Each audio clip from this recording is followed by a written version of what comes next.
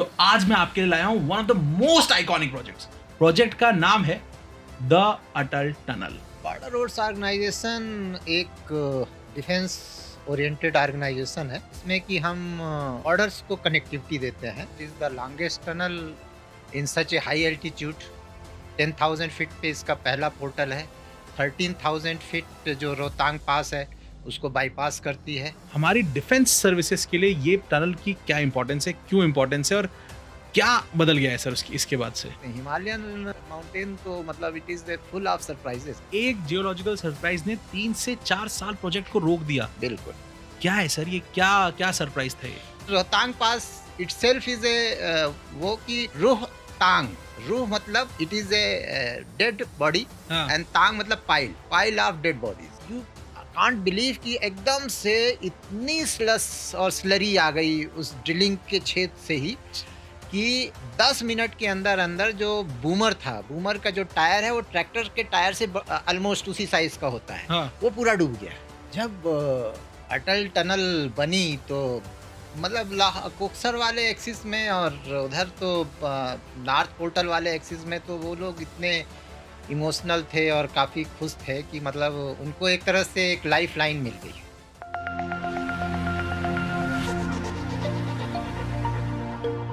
हिंदुस्तान की जनता, एक बार फिर से आपका स्वागत है द जेके सुपर पॉडकास्ट में। तो आज मैं आपके लिए लाया हूं one of the most iconic projects. Most iconic projects. Project का नाम है द अटल टनल। पूर्व प्रधानमंत्री श्रीमान अटल बिहारी वाजपेयी के नाम पे रखा गया अटल टनल। और अटल टनल पे काम करने वाले बहुत सारे हीरोज में से आज एक हीरो हमारे साथ हैं, superintendent engineer Shri Vivek Srivastava ji. Sir बहुत बहुत स्वागत है आपका। जय हिंद। जय हिंद सर, जय हिंद। कैसे हैं सर? बढ़िया।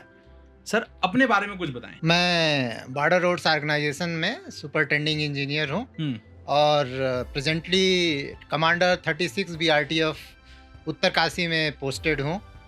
सर अब बात करते हैं उस आइकॉनिक प्रोजेक्ट की जिस पे आप डे 1 से मौजूद थे। बिल्कुल। प्रोजेक्ट का नाम है सर द अटल टनल। बिल्कुल। कुछ बताएं सर, क्या है अटल टनल? अटल टनल जब कंसीव हुई 1983 में, एक्चुअली आर्म फोर्सेस को एक अल्टरनेट एक्सिस की रिक्वायरमेंट थी जो कि कश्मीर और जोजिला से हट करके दूसरे एक्सिस से हम लेह को अप्रोच कर सकें।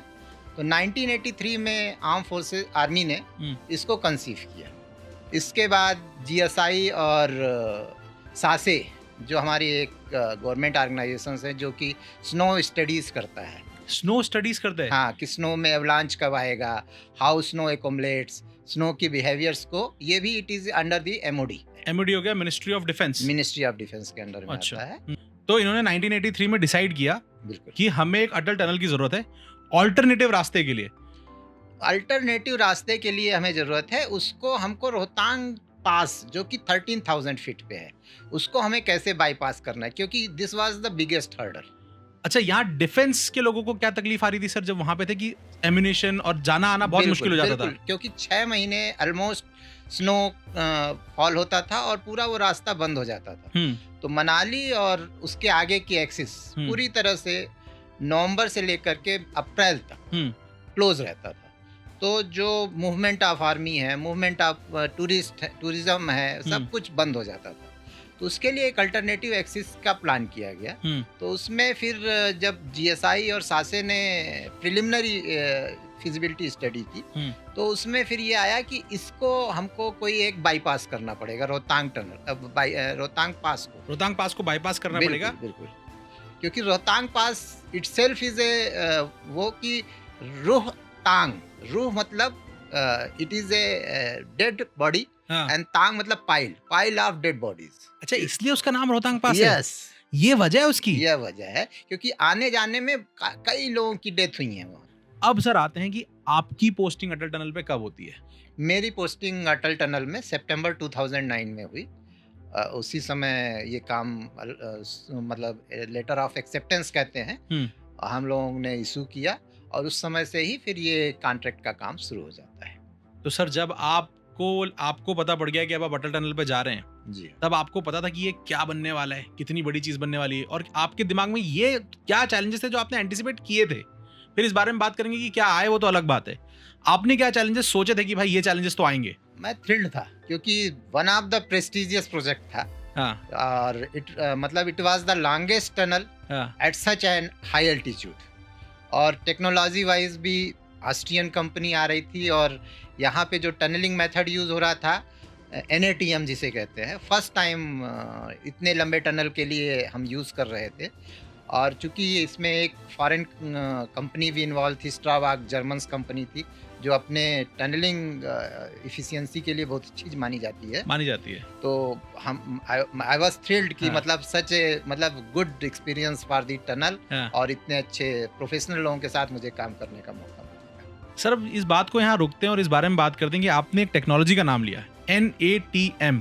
जी, इसको सर अगर आप समझाएं कि ये क्या टेक्नोलॉजी है? ये एक NATM का फुल फॉर्म होता है new Austrian tunnelling method. Actually पहले इंडिया में एक old conventional type of tunnel method use किया जाता था, जिसमें कि हम पहले एक्सकेवेट करते थे और जो है उसमें हम रिप्स लगाते थे, रिजिडिटी देते थे उस स्ट्रक्चर को। अब समझना चाहूंगा सर इसको, पहले वाले मेथड को पहले हम खाली करते थे पूरे उसको, पहला उसको खाली गड्ढा खोदते थे हाँ। और उसके बाद उसमें रिप्स लगाते थे जो गर्डर्स होते थे, ISMBs होती थी। मतलब बेसिकली रॉड्स लगाते थे सर, मतलब जस्ट एक आर्च टाइप की रॉड्स लगाते थे ताकि कुछ नीचे ना गिरे, ताकि सपोर्ट मिले, और है। उसको रिजिडिटी दे देते थे, और उसके अंदर हम लोग कंक्रीट वगैरह फुल अप करते थे। ऐसे दुनिया में, ऐसे इंडिया की पहले की सारी टनल्स बनती थी। इसको एक्चुअली अमेरिकन टनलिंग मेथड भी कहा जाता है। ये अमेरिकन मेथड में इस तरह से यूज किया जाता है, ओल्ड कन्वेंशनल मेथड कहते हैं।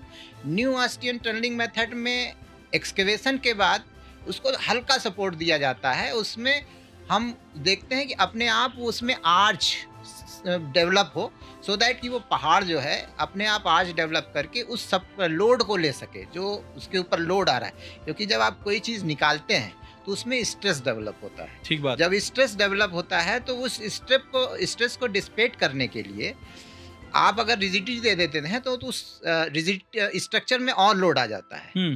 तो इसलिए न्यू ऑस्ट्रियन टनलिंग मेथड में ये हुआ कि आप स्ट्रेस को डिसिपेट करिए, तो इसलिए उन्होंने मतलब उसमें ये हुआ थोड़े थोड़े सपोर्ट दे करके, और उसको फिर धीरे धीरे उसका मूवमेंट मेजर किया जाता है, और मूवमेंट मेजर करने के बाद अगर देखा जाता है कि it is with in the acceptable limit, तो फिर हम उसको आगे बढ़ जाते हैं। और अदरवाइज हम उसमें नेलिंग करते हैं, सॉयल नेलिंग करते हैं, रॉक ड्रिलिंग, मतलब अलग अलग मेथड से उसको स्टेबलाइज करते हैं। सर पहले दिन जिस दिन काम शुरू हुआ आप वहाँ थे? बिल्कुल। पहले दिन क्या काम शुरू होता है सर? पहले दिन ये अगस्त 2010 था। पहले दिन ब्लास्टिंग, जो पोर्टल की ब्लास्टिंग होती है, वो पोर्टल की ब्लास्टिंग स्टार्ट करते हैं। पोर्टल की ब्लास्टिंग करके और उसमें फिर पोर्टल को सपोर्ट करते हैं। पहला ब्लास्ट उस फेस ऑफ द माउंटेन पे, उस पहाड़ के चेहरे पे पहला ब्लास्ट होता है उस दिन। इस तक पहुंचने के लिए सर भी हम बहुत सारी चीजें बनाते हैं, क्या मैं सही कह रहा हूँ? बिल्कुल, ताकि वहां तक पहुंच सके। आप कुछ अप्रोच रोड बता रहे थे। हाँ। और टनल बनाने के लिए भी हमने छोटी मोटी 2-3 टनलें बनाई हैं सर, ऐसा भी कुछ है? एक्चुअली टनल नहीं बनाया है। हाँ। ये अप्रोच रोड होती है हम उस पोर्टल तक पहुंचने के लिए। तो ये अप्रोच रोड हमारी 14.2 किलोमीटर्स के आसपास की है, जहाँ जो कि हमारा एक पलचान विलेज है मनाली के पास, वहां से ये एक्सेस करती है टुवर्ड्स दी अटल टनल। उसके बीच में हमारे करीब 12 ऐसे पॉइंट्स है जहाँ पे कि एवलांच प्रोन एरियाज थे। अच्छा, 12 पॉइंट्स ऐसे आ जाते हैं? हाँ, 12 पॉइंट्स ऐसे थे जो कि एवलांच प्रोन एरियाज थे। तो फिर उसकी स्टडी सासे ने की, और उन्होंने उस एवलांच प्रोटेक्शन के लिए उन्होंने कई स्ट्रक्चर सजेस्ट किए। एवलांच प्रोटेक्शन स्ट्रक्चर बोले जाते हैं। तो उस जगह पर उन प्रोटेक्शन स्ट्रक्चर्स को भी साइमल्टेनियसली शुरू किया गया। बेसिकली पहाड़ के सामने जहाँ एवलांच आ सकता है वहां पे हम कुछ ऐसा लगा देते हैं कि एवलांच या तो आए नहीं, और आए तो डिफ्लेक्ट हो जाए। हाँ, एक्चुअली इसमें कई तरह के स्ट्रक्चर्स बनाए जाते हैं। पहला तो है कि आप जब एवलांच प्रोटेक्शन में कई बार क्या होता है कि गैलरीज बना दी जाती हैं, जिस ऊपर से स्नो एवलांच निकल जाए और अंदर से गाड़ियां चलती रहें। समटाइम्स ऐसा देखा जाता है कि अगर हम थोड़ा सा डिफ्लेक्टर टाइप ऑफ वॉल बना दें तो एवलांच जो है वहां से डिफ्लेक्ट होकर के सीधे वो नदी में चला जाए। अच्छा, सो दैट कि वो रोड को ना वो करे और जो एक्सीडेंट्स होते हैं एवलांच से वो बच जाए। सर आपसे जब मैं रिसर्च कर रहा था इस पॉडकास्ट की, तो सर से मैं एक बात कर रहा था और सर ने मुझे एक बहुत खूबसूरत बात बताई। सर ने बताया कि BRO के जो इंजीनियर्स हैं, समहाउ वो काम करते करते एक ऐसा सेंस डेवलप कर लेते हैं कि उन्हें पता लग जाता है कि कहाँ पे लैंडस्लाइड आ सकती है, कहाँ पे एवलांच आ सकता है, और इसका मेथड जो सर ने मुझे बताया वो बहुत खूबसूरत है। तो जानिएगा, सुनिएगा सर, बताइए प्लीज। एक्चुअली आप जनरली देखिए तो कोई भी पहाड़ आपको इंडिकेशंस देता है यहाँ पे कुछ एक्टिविटीज होने वाली हैं। स्लाइड्स वगैरह में पहले धीरे धीरे शुरू होता है, छोटे छोटे पत्थर या छोटी छोटी मिट्टी खिसकना शुरू होती हैं। आपको जस्ट विजुलाइज करना है कि there is some movement in that slope. तो अगर आप थोड़ा एक्सपीरियंस है तो आपको समझ में आ जाता है। आप ऊपर देखिए पहाड़ में अगर कोई जानवर वगैरह नहीं चल रहे हैं और वो छोटे छोटे पत्थर या छोटी छोटी मिट्टी अपने आप स्लाइड हो रही है, इट मीन्स कि सम मूवमेंट्स इन दैट स्लोप आ रहा है। तो आपको उस समय कॉशस हो जाना चाहिए और हमें इंतजार करना चाहिए कि कोई बड़ा स्लाइड तो नहीं आ रहा है। हम लोग क्या होता है कि उस चीज़ों को विजुलाइज नहीं करते जो एक्सपीरियंस नहीं है, और वो फिर एक एक्सीडेंट का कारण बनता है। ठीक बात सर ने, आपने विजुलाइज कर लिया सर। अब अटल टनल की ड्रिलिंग शुरू हो गई है। ड्रिलिंग के लिए सर हम लोग क्या यूज कर रहे हैं, कैसी मशीन है? क्योंकि मैं सोचता हूँ सर पहाड़ को ड्रिल करना, हमारे घर में वो ड्रिलिंग मशीन आता है सर, घर के अंदर आता है, वो ड्रिल मारता है, उसकी इतनी नॉइज होती है सर। पहाड़ में जब ड्रिल हो रहा है सर तो क्या मशीन यूज हो रही है? हम जो स्टाबाग अफकॉन्स ने एक 3 arm boomer drilling machine use किया। उसमें एक और खासियत थी कि अगर आपने उसमें जियोलॉजिकल कंडीशंस को फीड कर दिया कि किस तरह की पहाड़ मतलब पत्थर जो रॉक्स हैं आपको इनकाउंटर होने वाले हैं, तो वो आपको फिर वो ड्रिलिंग की स्पीड और वो अपने आप ऑटोमेटिकली ले लेता है। तो उन्होंने उस मशीन को यूज किया था जिसे कि 3 आर्म बूमर कहते हैं। तो उससे उन्होंने उसको ड्रिलिंग 3 आर्म्ड बूमर क्यों कहते हैं सर 3 आर्म्ड बूमर? क्योंकि इसमें 3 आर्म्स रहते हैं और तीनों एक साथ ड्रिलिंग करते हैं। अच्छा, पहाड़ के अंदर? हाँ, और उसके बाद उसमें जब ड्रिलिंग हो जाती है 2 से 3 मीटर की, जितने की हमें ब्लास्टिंग पूल लेनी होती है, तो उसमें ड्रिलिंग करके फिर उसमें ब्लास्ट के लिए मटेरियल डालते हैं और डिले डिटोनेटर्स यूज करते हैं। डिले डिटोनेटर्स को अलग अलग सेकेंड्स, मिली सेकेंड्स में रहते हैं। वो उस तरह से ब्लास्ट किया जाता है कि केवल उतना ही मटेरियल बाहर निकले जितना क्रॉस सेक्शन का हमें वो चाहिए, टनल चाहिए। अच्छा, ऐसा ना हो कि पूरा पहाड़ी फट रहा है। तो आप पहले ड्रिलिंग करते हैं 2 से 3 मीटर की, उसमें लगाते हैं आरडीएक्स, अगर आरडीएक्स लगाते हैं तो हाँ मतलब एक्सप्लोसिव्स, नॉट एग्जैक्टली आरडीएक्स, पर एक्सप्लोसिव लगाते हैं और फिर उन्हें ब्लास्ट कर देते हैं। बिल्कुल। ब्लास्ट के समय सर आप लोग कितनी दूर रहते हैं? सॉरी, मैं जानता हूँ दूर तो रहते ही होंगे, मैं ऐसा नहीं कह रहा हूँ कि पास रहते हैं, पर कितना दूर रहते हैं सर? इट इज अप्रॉक्सीमेटली मतलब सेट में चले जाते हैं हम लोग, सो दैट कि जो सामने से ब्लास्ट आए वो आपको डायरेक्ट हिट ना करे। और शुरू में जब बाहर रहते हैं तब तो it should be not less than 500-600 metre.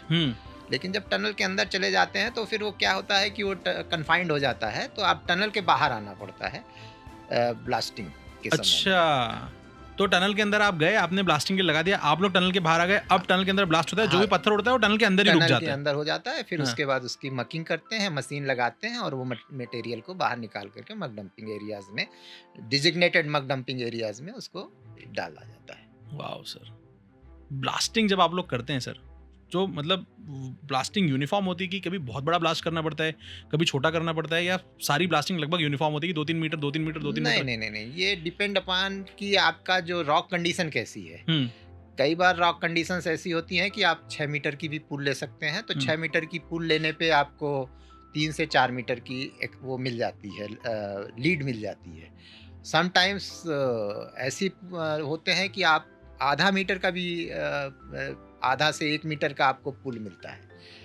तो वो चीज़ें आपके रॉक कंडीशन के ऊपर डिपेंड करती है कि आप उसको किस तरह से चीज़ों को मैनेज करते हैं, मतलब जियोलॉजिकल कंडीशंस को देखते हुए आप किस तरह के पुल लेते हैं। सर, अब अटल टनल का काम शुरू हो रहा है, आपकी ब्लास्टिंग शुरू हो गई, सब कुछ शुरू हो गया। लोकल लोग हैं वहाँ पे बहुत सारे, लोकल लोगों का क्या बिहेवियर है आप लोग की तरफ? लोकल लोग किस आ रहे हैं आप लोग के पास, बात कर रहे हैं, क्या हो रहा है सर वहाँ पे? लोकल लोगों के 2 कंसर्न थे। एक तो कंसर्न था एनवायरमेंटल कंसर्न, उनको ये था कि भाई मग निकलेगा इतना, और मग निकलने के बाद कहाँ जाएगा, कैसा जाएगा। तो हमने मग हो गया सर मलबा, ठीक है। तो हम लोगों ने उस चीज़ को उनको बुला करके सब चीज़ें समझाई कि ये डिजिग्नेटेड प्लेसेस हैं, यहीं पे मग जाएगा, और जगह जगह पे उन लोगों को दिखाया कि हम लोग किस तरह से स्ट्रक्चर्स बना रहे हैं, कैसे बना रहे हैं। तो वो सेटिस्फाइड थे।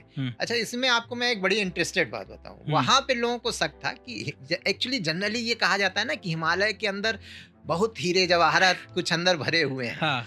तो जो आसपास के गांव के लोग थे वो बड़े उससे हम लोगों को देखा करते थे कि कुछ ना कुछ अंदर जाएगा, और हाँ। इतनी ऊंचे ऊपर पहाड़ पे अगर हम टनल बना रहे हैं हाँ। तो कुछ ना कुछ डायमंड और ये सब चीजें मिलेंगी। हाँ। तो वो लोग आ करके मग को देखा करते थे और वो देखा करते थे कि कहीं ना कुछ कुछ अच्छी मतलब वैल्यूएबल आइटम्स मिल जाएं सो दैट कि दे कैन यूज इट। कुछ मिला सर? नहीं, कुछ नहीं मिला। थोड़ा सा गोल्ड भी नहीं? कुछ भी नहीं मिला सर? कुछ नहीं मिला, लेकिन वो उनको बहुत उम्मीद थी। बहुत निराशा हुई होगी सर। देश को इतना आइकॉनिक प्रोजेक्ट मिला, अब वो देखिए थोड़ा गोल्ड नहीं मिला सर, इसमें क्या हो गया? बिल्कुल बिल्कुल। कुछ तो मिला होगा सर? नहीं, बिल्कुल, Atal Tunnel itself is a gold. नहीं, गोल्ड वगैरह में कुछ नहीं मिला सर? कुछ भी कुछ नहीं। क्या बात है सर। सर ये बहुत लेजिटिमेट कंसर्न है गांव वालों का, मैं मान सकता हूँ, ये बात बहुत ही इंपॉर्टेंट चीज है। बिल्कुल बिल्कुल सर अब बात करते हैं अटल टनल के बारे में। मैं तो कभी गया नहीं सर, देखिए मैं उस इलाके में कभी गया नहीं, बहुत सारे लोग हिंदुस्तान के वहाँ गए नहीं होंगे सर। अगर आपको बताना हो कि वो टनल क्या है, कैसी दिखती है, अंदर क्या क्या है, एक जनरल पर्सपेक्टिव सर अगर आप दें। जनरल पर्सपेक्टिव में इस तरह से किया जाए कि एक तो it is the longest tunnel in such a high altitude. 10,000 feet पे इसका पहला पोर्टल है। 13,000 फीट जो रोहतांग पास है उसको बाईपास करती है, और ये हमारे मनाली और लाहौल स्पीति वाले वैली को कनेक्ट करती है। तो ये एक मॉडिफाइड हार्स शू सेक्शंस है। मॉडिफाइड हार्स शू शू सेक्शन सेक्शन है। उस क्या होता है सर उसके अंदर? ये एक्चुअली टनल्स अलग अलग होती हैं, कई सर्कुलर होती हैं, कई वो तो हार्स शू टाइप की है। अच्छा, हाँ, यू के शेप में। हार्स शू घोड़े हमारे वो पहनते हैं ना नीचे, हाँ। उनको लगाया जाता है नीचे नाल, हॉर्सशू मैग्नेट। जिसे हाँ बिल्कुल बिल्कुल यू ही होता है ना सर, हाँ, यू का ही हाँ। शेप होता है ना? यूज ऑलमोस्ट यूज यू होता है। हाँ। और ये आप कह रहे हैं इसकी एल्टीट्यूड टनल के अंदर भी बढ़ता जाता है? नहीं, हाँ, ये तो बट नहीं, अल्टीट्यूड नहीं बढ़ता है। हाँ। उस अल्टीट्यूड को हमने बाईपास किया है और 1.5% ग्रेडियंट लिया है। हाँ। तो थोड़ा थोड़ा बढ़ता है, लेकिन नॉट एग्जैक्टली कि 13,000 पे। हाँ। लेकिन हमने 13,000 फीट जो रोहतांग पास है हाँ। उसको बाईपास किया है। और 9 किलोमीटर लंबी है ये टनल? 9 किलोमीटर लंबी टनल। अच्छा। तो और इसमें मतलब पूरे सेफ्टी प्रिकॉशंस जो लिए गए हैं वो पूरे कैलकुलेशंस किए गए हैं कि अगर मान लीजिए कोई हमारा एक डीजल का टैंकर अंदर जा रहा है, ऑल ऑफ ए सडन आग पकड़ ले, तो कितनी हीट जनरेट होगी, उसको हम कैसे डिसिपेट कर सकते हैं, कैसे लोगों को सुरक्षित बाहर निकाला जा सकता है, कैसे कर सकते हैं सर? उसके लिए फायर हाइड्रेंट्स लगाए गए हैं हर 60 मीटर पे। अच्छा। फिर हमने उसके लिए एक इग्रेस टनल कहते हैं, जो इमरजेंसी पैसेज जिसे बोला जाता है, वो पेवमेंट्स के नीचे बनाया गया हुआ है। मतलब टनल के अंदर एक और टनल बनाई हुई है? टनल के अंदर एक और नीचे पेमेंट के नीचे बनाई गई है, जिसकी साइज 3.6 बाई 2.2 है।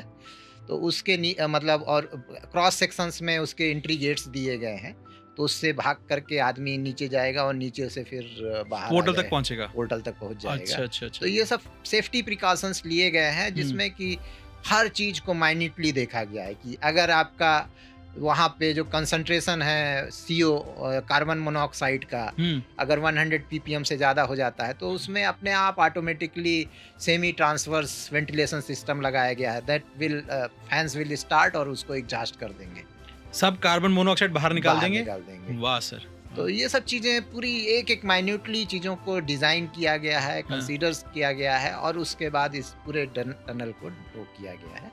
तो इसमें टोटल हमारी जो पेवमेंट विड्थ है, जिसे कैरीज वे आप कह सकते हैं, कैरीज वे 10 मीटर्स है। तो 8 मीटर की हमारी जो है सड़क हो गई।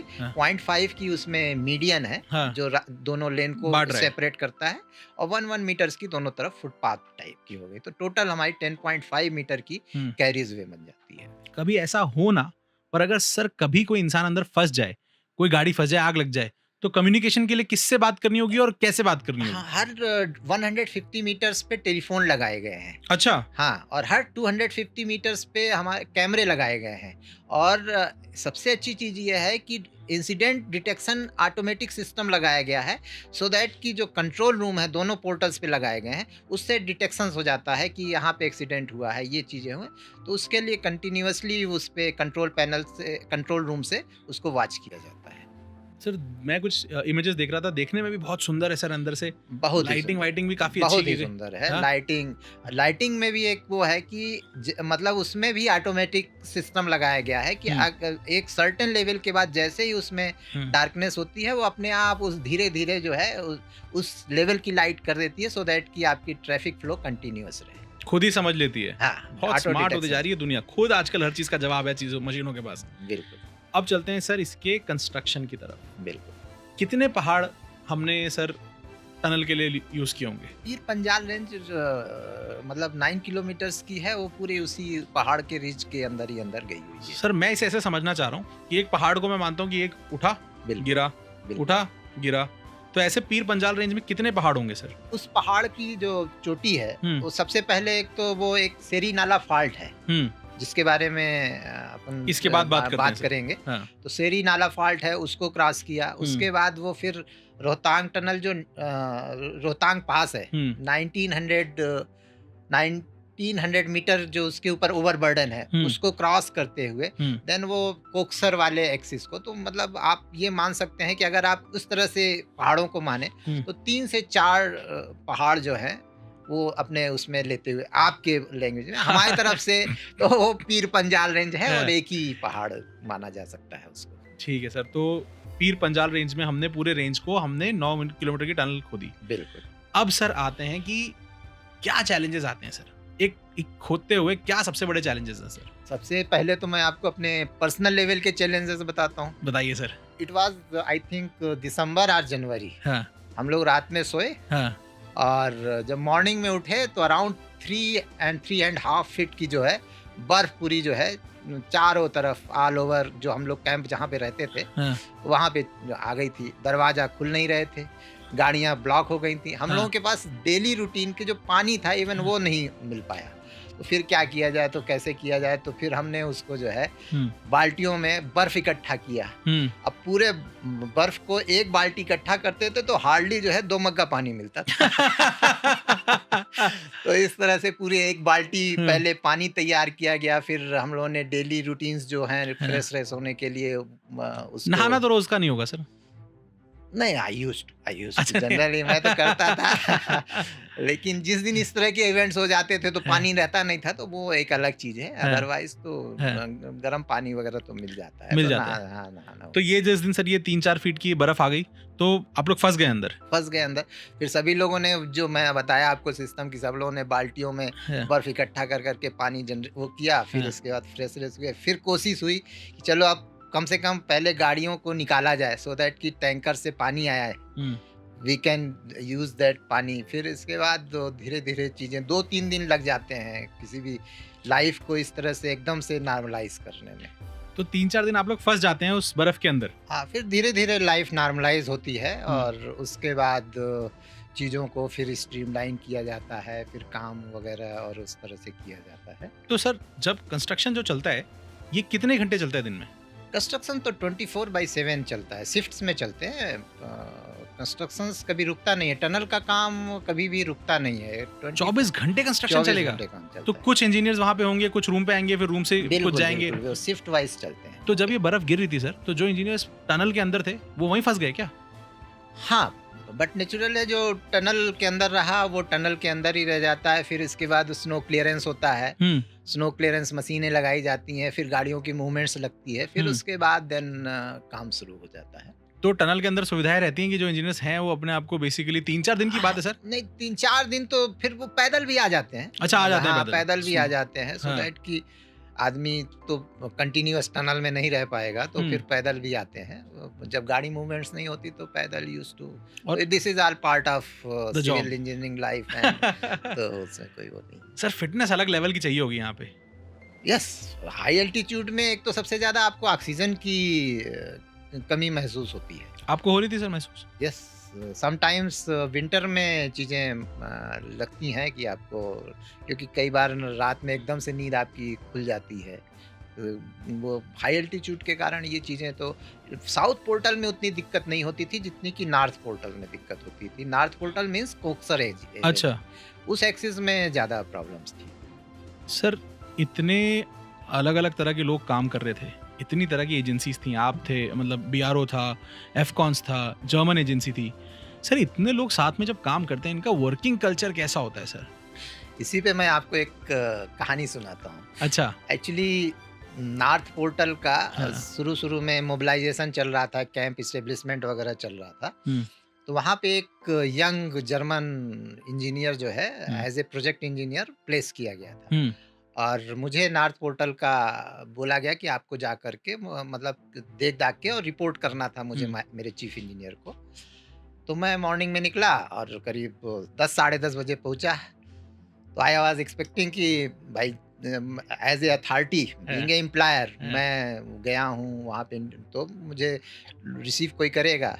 But that young chap was inside his office. अच्छा, बाहर नहीं आया रिसीव करने के लिए? बाहर नहीं आया, और वो मेरा एक अलग से ऑफिस वगैरह उसने सब तैयार किया हुआ था। बीइंग ए इंडिपेंडेंट इंजीनियर का रिप्रेजेंटेटिव मुझे एक अलग से उसने लिखा हुआ था। मैं जाके वहाँ पे बैठ गया, 10-15 मिनट वेट किया। और जैसे इंडियन कल्चर में है कि आप किसी के यहाँ जाओ तो सबसे पहले भाई सामने वाला पूछता है कि what would you like to have, cup of tea, और कुछ नहीं। तो फिर मैं थोड़ा सा फ्यूरियस हुआ और मैं जाके उससे जो हमारे प्रोजेक्ट इंजीनियर थे तो उनसे मैंने बोला कि यार you should have some courtesy, at least एक गिलास पानी तो पूछ लो, चाय और कॉफी तो छोड़ दो। तो he was just smiling and said, "What is the courtesy?" अच्छा, सर courtesy का मतलब ही नहीं पता है क्या?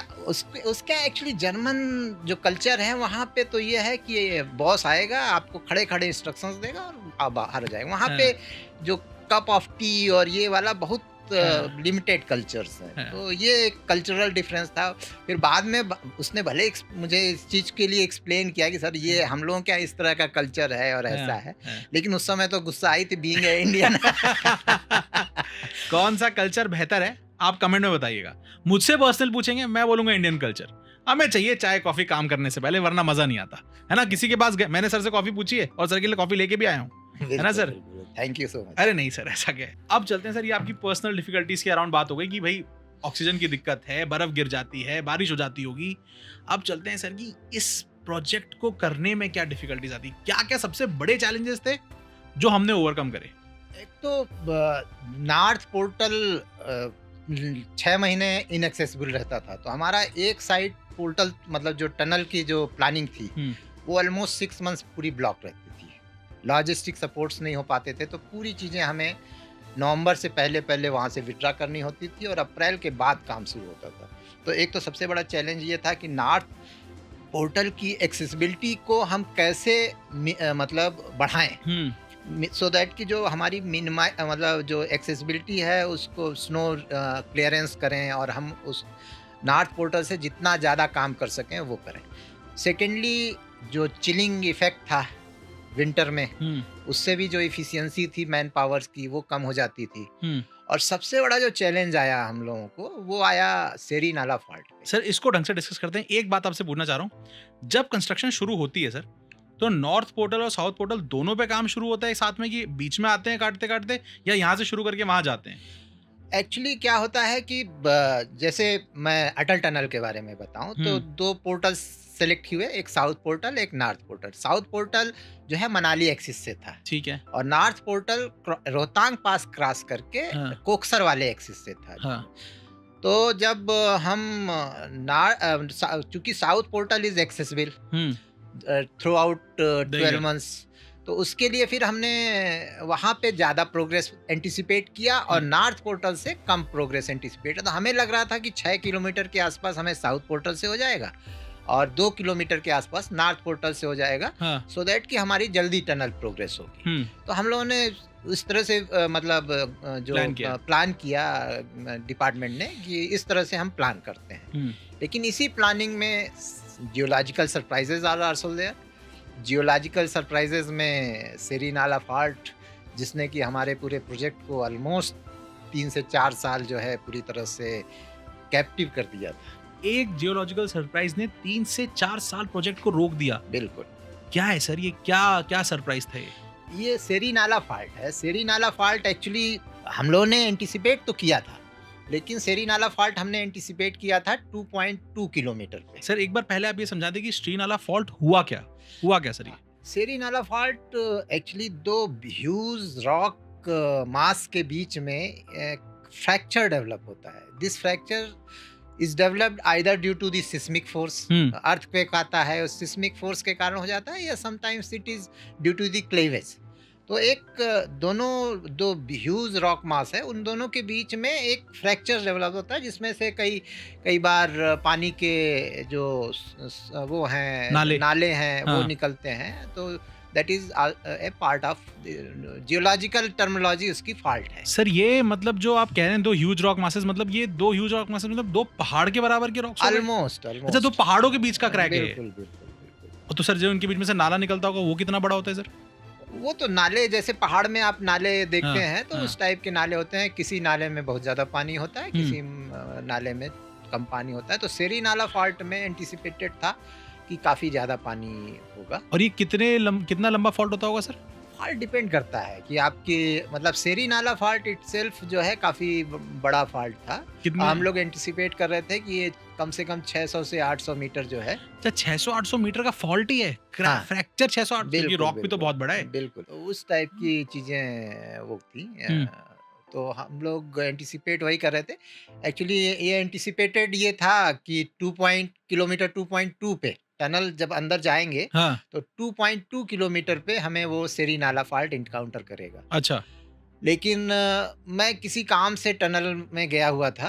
उस मतलब जनरली जब हम लोगों को बुलाया जाता था कि आपको ये काम देखना है, उसी समय हम टनल के अंदर जाते हैं. तो लकड़ी उस दिन कुछ काम देखना था और तो मैं गया हुआ था अंदर टनल के. तो ड्रिलिंग चल रही थी, वही 3 आर्म बूम से चल रही थी ड्रिलिंग. और यू कांट बिलीव कि एकदम से इतनी स्लस और स्लरी आ गई उस ड्रिलिंग के छेद से ही कि 10 मिनट के अंदर जो बूमर का जो टायर है वो ट्रैक्टर के टायर से ऑलमोस्ट उसी साइज का होता है. वो पूरा डूब गया. स्लरी मतलब कीचड़ आ गया. हाँ, विथ छोटे छोटे पत्थर, कीचड़, वो पूरा. और वो टायर और जितने ड्रिलिंग वाले और जो लेबर्स थे ये सब डर के पीछे भागे. हम लोग पीछे भागे कि एकदम से क्या हो गया. और that was the starting point of Seri Nala fault. तो 200 मीटर पहले ही हमें वो काउंटर कर गया और इसलिए हम लोगों के लिए दैट वाज ए सरप्राइज. और जबकि 3 बड़ी एजेंसीज इसका वो कर चुकी थी सर्वे.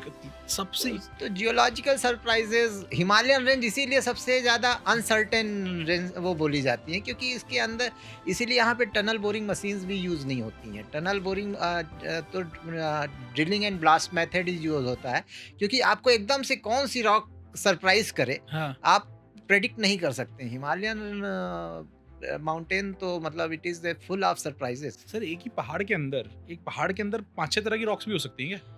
कई तरह की रॉक्स होती हैं, मतलब कि उसके बहुत हार्ड भी मिल जाती है. कई बार आपको बिल्कुल सॉइल मिक्स विथ बोल्डर मिल जाता है. तो मतलब जैसे एक्चुअली एक्युमुलेशंस जैसे होता है और जैसे माउंटेन्स डेवलप होते हैं उसी तरह से चीज़ें डेवलप होती जाती हैं.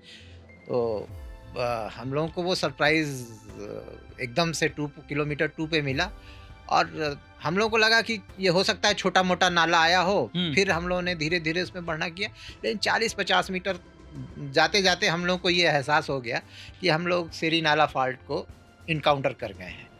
और सर ये फॉल्ट जब ये स्लरी आती है सर, तो ऐसी स्लरियाँ आती रहती हैं? हाँ, बट नेचुरल है कि मतलब जब पानी अंदर वो तो पूरा कीचड़ सा रहता है पानी के उसमें. तो आपने ड्रिलिंग की तो वो पूरा आप पानी को एक पैसेज मिला.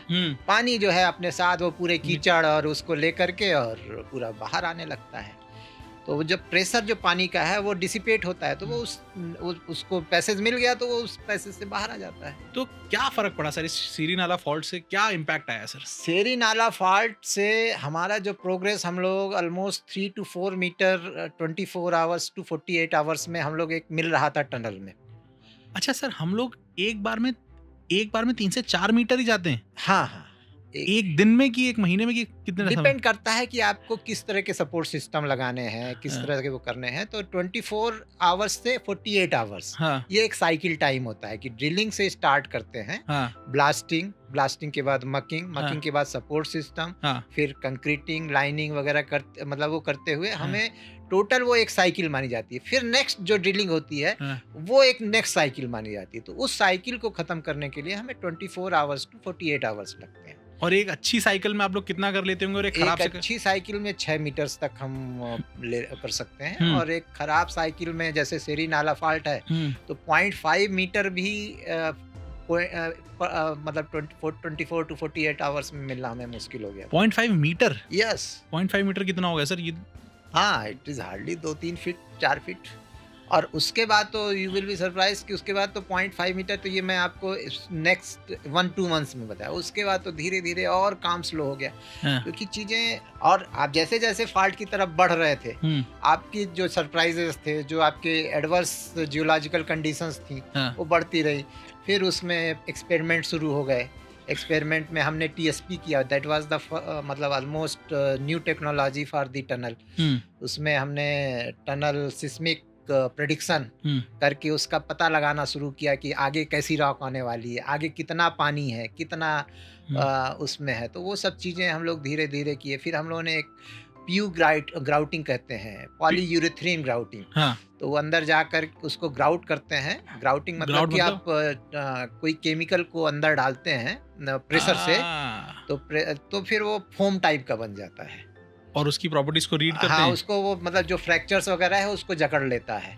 तो हमने वो भी ट्राई किया लेकिन कुछ सक्सेसफुल नहीं रहा। वो फिर ओल्ड कन्वेंशनल मेथड पे हम लोग वापस आए, टेम्परेरी इन्वर्ट्स बनाए और पाइप रूफिंग 76 mm की छत से, पाइप से छत बनाया। पाइप रूफिंग कहते हैं उसको। अच्छा। पाइप रूफिंग कर करके धीरे धीरे बढ़ते गए। तो इट टुक ऑलमोस्ट 3 years।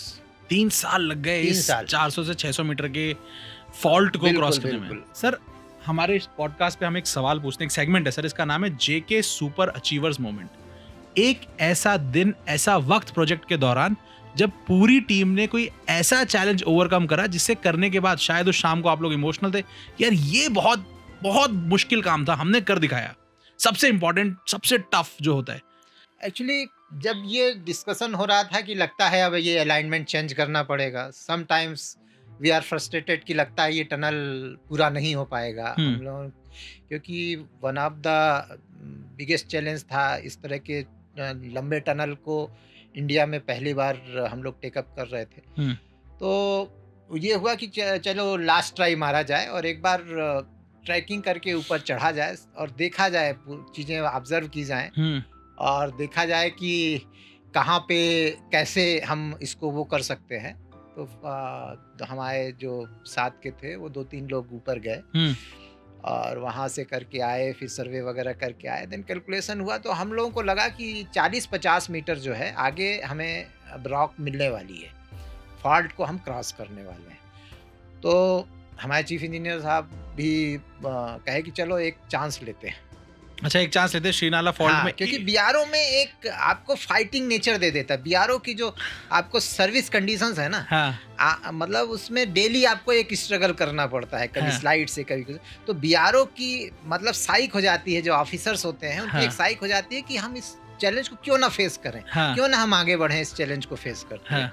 तो हमारी जो ट्रेनिंग होती है, जो हमारा एक्सपीरियंस होता है, हमारे बीआरओ में एक मेंटल स्ट्रांग वो दे देता है, हम लोगों को थोड़ा सा डर कम हो जाता है। अच्छा। तो चीजों को हुआ कि चलो एक करते हैं, लेट अस ट्राई। तो 40-50 मीटर के लिए फिर हम लोगों ने ट्राई करना शुरू किया और that was the hilarious moment जब हमें लगा कि now we have cross the Seri Nala fault और ये टनल हमारी कंप्लीट हो जाएगी।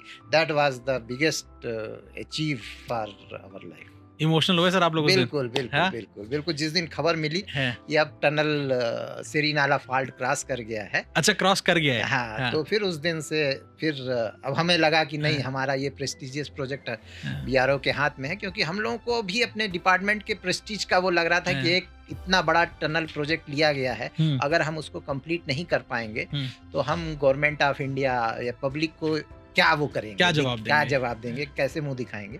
तो एक अंदर से वो चीज़ थी, लेकिन जिस दिन ये फीलिंग हुई तो वो उस दिन हम लोगों के लिए बड़ा इमोशनल फीलिंग थी। और fortunately by the grace of God we overcome it, और हमने उस टनल को कंप्लीट किया जो आज आपके सामने अटल टनल के रूप में है। क्या बात है सर, ये है जेके सुपर अचीवर्स मोमेंट। ऐसे बड़े बड़े चैलेंज होते हैं, बहुत ही खूबसूरत सर। सर आगे बढ़ते हैं, अगर हम इस बारे में बात करें कि वहाँ की लोकल जनता पर क्या इम्पैक्ट पड़ा है सर, इस टनल का क्या इम्पैक्ट पड़ा है?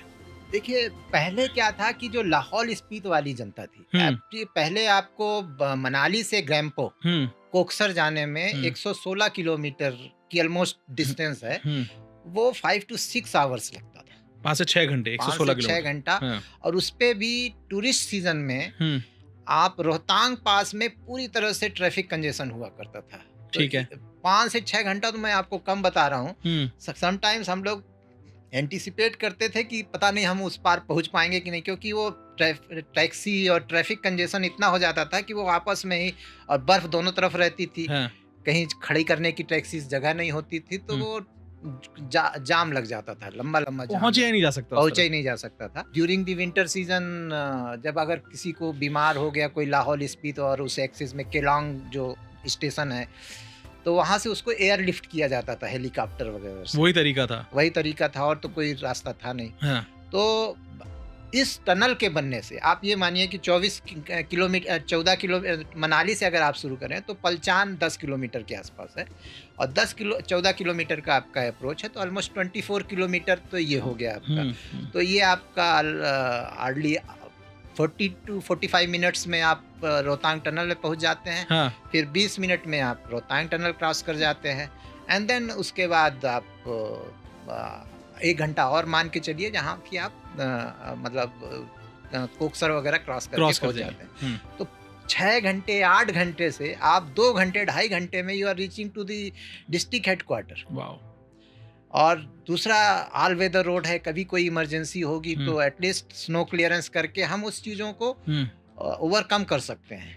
और ये एक टूरिस्ट पॉइंट ऑफ व्यू से अब केलांग वाले एक्सिस में भी टूरिज्म इतना बढ़ गया है कि क्राउड्स हो रही हैं, तो ये एक बहुत ही इम्पोर्टेंट इवेंट्स हुआ है उस वाले लाहौल स्पीति वाले एक्सिस के लिए, बहुत ही इम्पोर्टेंट। तो वहाँ के लोगों की इकोनॉमी भी बेहतर हो गई होगी, अच्छा कमा रहे होंगे जब ज़्यादा लोग आ रहे होंगे।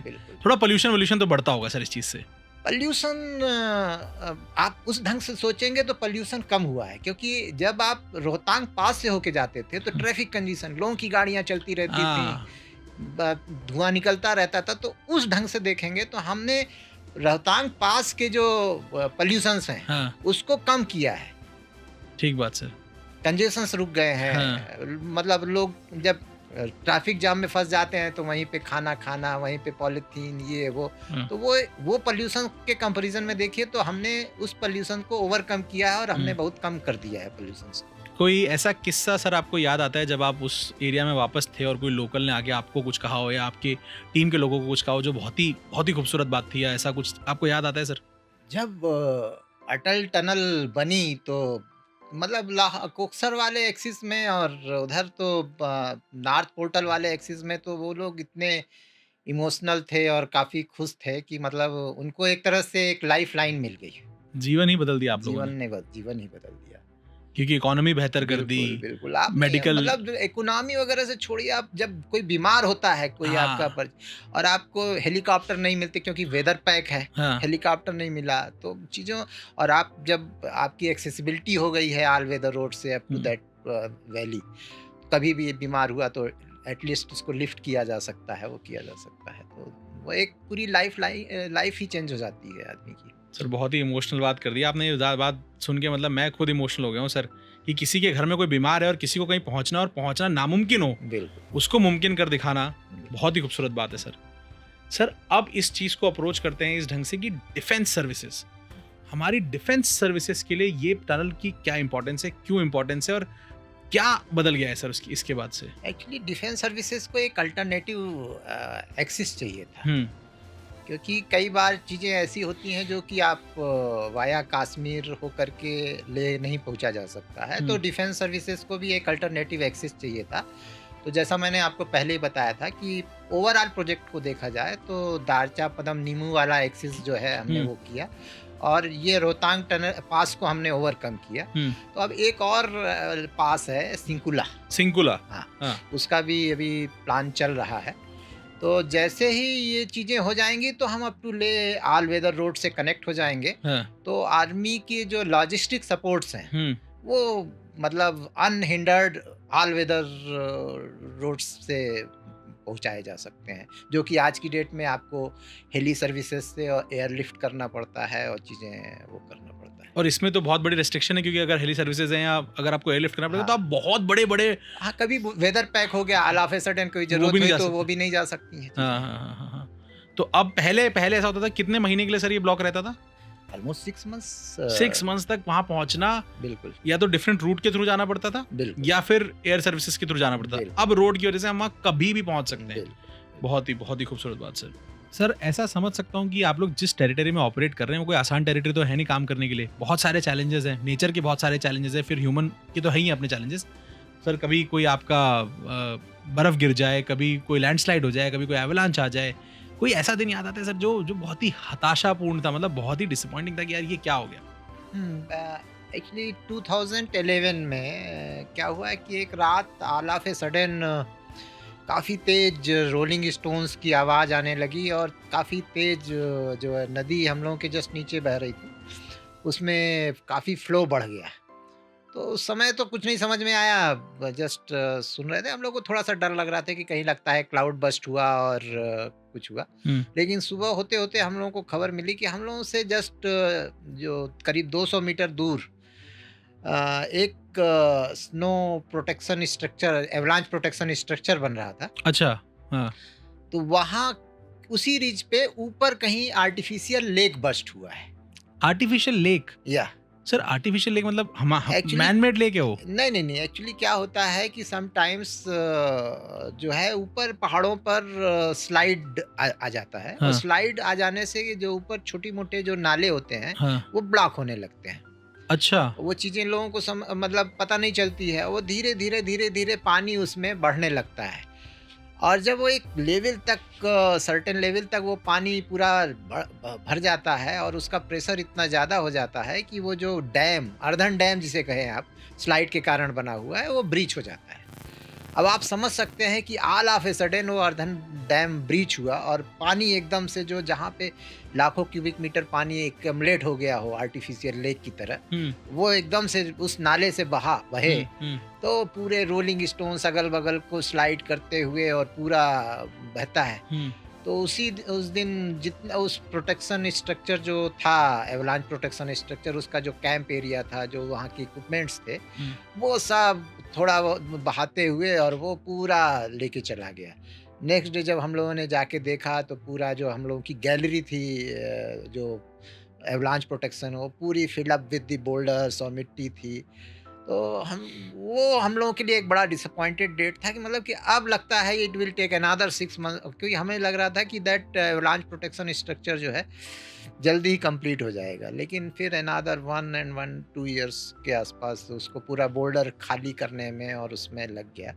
तो वो एक बड़ा डिसअपॉइंटेड वाला था। और फिर 2-3 दिन तक हम लोगों को नींद नहीं आई कि फिर कहीं कोई ऐसा इवेंट ना हो जाए, क्योंकि रोलिंग स्टोन्स की जो आवाज़ थी वो अपने आप में एक बड़ी भयावह थी। कैसी होगी सर का जगह मेरे को डिस्क्राइब करें कि कितनी तेज होती है सर ये आवाज़? तो रोलिंग स्टोन्स जब टकराते हैं वो पानी की स्टोन्स में, तो मतलब घड़ मतलब बड़ी आप पहाड़ों में जब वो रोलिंग स्टोन्स को मतलब खड़ वो आवाज़ बड़ी खतरनाक होती है। रात में तो नदी की आवाज़ वैसे ही खतरनाक होती है, ऊपर से उसमें रोलिंग स्टोन्स अगर वो करने लगे तो दोनों मिला करके तो अपने आप में एक टेरिफिक नॉइस क्रिएट हो जाती है। कहाँ मिलेंगी आपको ये सब कहानियाँ? कहाँ मिलेंगी? आप बहुत सारी डॉक्यूमेंट्रीज देख लेंगे, ये सब देख लेंगे, लेकिन इतना फर्स्ट हैंड एक्सपीरियंस आपको कहाँ मिलेगा? ठीक है, मुझे पता है आप थैंक यू बोलना चाहते हैं, कमेंट में बोलिए सर को थैंक यू, बिल्कुल बोलिए। जी सर। सर जिस ऑर्गेनाइजेशन से आप आते हैं, मुझे भगवान की कसम सर बहुत ज़्यादा इस ऑर्गेनाइजेशन के बारे में नहीं पता था, और आज जान के मुझे इस बात की शर्म है कि क्यों नहीं पता था कि बॉर्डर रोड्स ऑर्गेनाइजेशन जैसी ऑर्गेनाइजेशन जो इतने टफ काम कर रही है, उसके बारे में लोगों का जानना ज़रूरी है सर। 2-4 शब्द अगर आप अपनी ऑर्गेनाइजेशन के बारे में बता दें सर, तो किस तरह के काम आपने किए हैं, किस तरह के काम आप लोग कर रहे हैं और क्या मेंटालिटी है? बॉर्डर रोड्स ऑर्गेनाइजेशन एक डिफेंस ओरिएंटेड ऑर्गेनाइजेशन है, जिसमें कि हम बॉर्डर्स को कनेक्टिविटी देते हैं। और बॉर्डर्स की कनेक्टिविटी काफ़ी हाई एल्टीट्यूड से और काफ़ी ऊंचे पहाड़ों से काटते हुए, डिफरेंट टेरिफिक टेरेंस को क्रॉस करते हुए हम होते हैं। हमारे जो एल्टीट्यूड्स होते हैं वो हाई एल्टीट्यूड्स होते हैं। इट क्रॉसेस 17,000 18,000 फीट, जहाँ पे कई बार ऑक्सीजन की कमी होती है। तो चीज़ों को हम इन सब चीज़ों पे ओवरकम होते हुए, टेक्नोलॉजी को एडॉप्ट करते हुए हम आगे बढ़ रहे हैं। पहले बॉर्डर रोड्स सिर्फ रोड्स पे काम करता था, लेकिन डे बाय डे हम नई नई टेक्नोलॉजी को एक्सेप्ट कर रहे हैं। टनल प्रोजेक्ट्स में हम घुस रहे हैं और रोहतांग टनल उसमें वन ऑफ द बिगेस्ट वो है। साथ में हमने एवलांच प्रोटेक्शंस, ग्लेशियर, हमने सियाचिन में भी रोड्स के लिए जो बेस कैंप तक रोड्स बनानी है वहाँ पहुँचाया हुआ है। और बॉर्डर रोड्स के बारे में अब तो ट्विटर वगैरह में काफ़ी चीज़ें आने लगी हैं, काफ़ी इंफॉर्मेशन आने लगी हैं। पहले वी वेयर अनसंग हीरोज हम लोगों ने, मतलब, लेकिन थैंक्स टू अवर सीनियर्स, उनके कंटिन्यूअस सपोर्ट से और उनके कंटिन्यूअस मॉरल बूस्टिंग से हम लोग इस काम को एग्जीक्यूट कर रहे हैं। और होपफुली हम आगे भी देश की सेवा करते रहेंगे और अपने आर्म फोर्सेस को कभी कनेक्टिविटी के पीछे लेट डाउन नहीं होने देंगे। सर, आप लोग अनसंग हीरोज थे नहीं सर, आप लोग अनसंग हीरोज हैं, क्योंकि अभी भी पूरे देश को इस तरह से नहीं पता है कि किस लेवल का काम आप लोग कर रहे हैं सर। और सर, हमारी यही कोशिश है कि पूरा देश आपके बारे में जाने और पूरे देश को पता पड़े कि बॉर्डर रोड्स ऑर्गेनाइजेशन जैसा काम, ये ऑलमोस्ट इम्पॉसिबल काम को पॉसिबल करके दिखा रहे हैं। इस बार मैं एक चीज़ और बोलना चाहूँगी। हमारे जो प्रेजेंट DGVR साहब हैं, उन्होंने नए नए टेक्नोलॉजीज़ पे काफ़ी वर्कआउट किया है और उन्होंने इस ऑर्गेनाइजेशन में काफ़ी टेक्नोलॉजी को डेवलपमेंट पे चीज़ों को इंट्रोड्यूस किया है। तो जिसके कारण आगे आने वाले समय में हम देख रहे हैं कि बॉर्डर रोड्स ऑर्गेनाइजेशन जो है काफ़ी और आगे जाएगा। DGVR साहब का बहुत बहुत शुक्रिया सर, आपके लिए भी बहुत बहुत बहुत बहुत आभार है दिल के अंदर कि आप ऐसा काम कर रहे हैं। सर, अगर मैं आपसे पूछूं कि एक टेक्नोलॉजिकल चीज़ जो आप मुझे डिस्क्राइब करेंगे, ये काम पहले ऐसे होता था और अब ऐसे होता है, जिसके अंदर एक बहुत बड़ा फ़र्क आ गया हो, एक कोई भी, अगर आप बहुत सारे एस्पेक्ट्स में होगा। पहले BRO में सिर्फ हम लोग डोजर्स यूज़ करते थे। डोजर्स BML के डोजर्स हैं। वो क्या हो गया सर? डोजर्स जो कटिंग करके डोज करते हैं, मतलब उसमें आगे ट्रैक व्हील लगे रहते हैं और ब्लेड लगी रहती है और कटिंग करते रहते हैं और ड्रिलिंग करते थे, ब्लास्टिंग करते थे और मिट्टी को डोज करते रहते आगे थे। हाँ, बढ़ते रहते। तो उससे हमारी प्रोग्रेस बहुत स्लो थी, क्योंकि भाई ड्रिलिंग करना, ब्लास्टिंग करना और फिर उसको डोज करना, इस तरह से हम आगे बढ़ते रहते थे।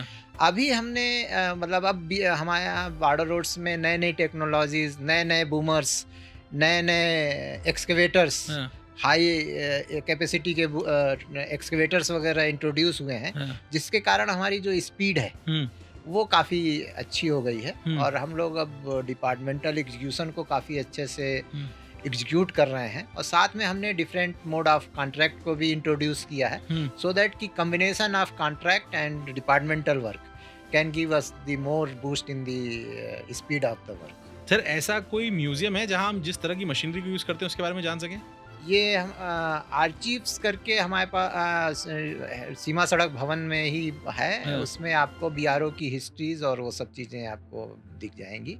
और ग्रेफ सेंटर्स में भी एक वो है, तो वहाँ पे भी आप इस चीज़ों को विजुलाइज कर सकते हैं। मेरी एक छोटी सी रिक्वेस्ट है कि अगर एक छोटा सा डिपार्टमेंट ऐसा बन जाए जहाँ पे 3D मॉडल हो, तब से यूज़ हो आज तक के मशीनरी का, ताकि समझ सके कि संघर्ष किस तरह का होता है, मशीन्स किस तरह की होती है, टेक्नोलॉजी किस तरह से बदली, अगर ये हम कर दें मज़ा आ जाएगा सर। DGVR सर, आपसे रिक्वेस्ट है सर, तहे दिल से, बॉटम ऑफ माई हार्ट से मैं आपको शुक्रिया कहना चाहूँगा इतने बड़े, इतने आइकॉनिक प्रोजेक्ट्स को इतने डिटेल में समझाने के लिए सर।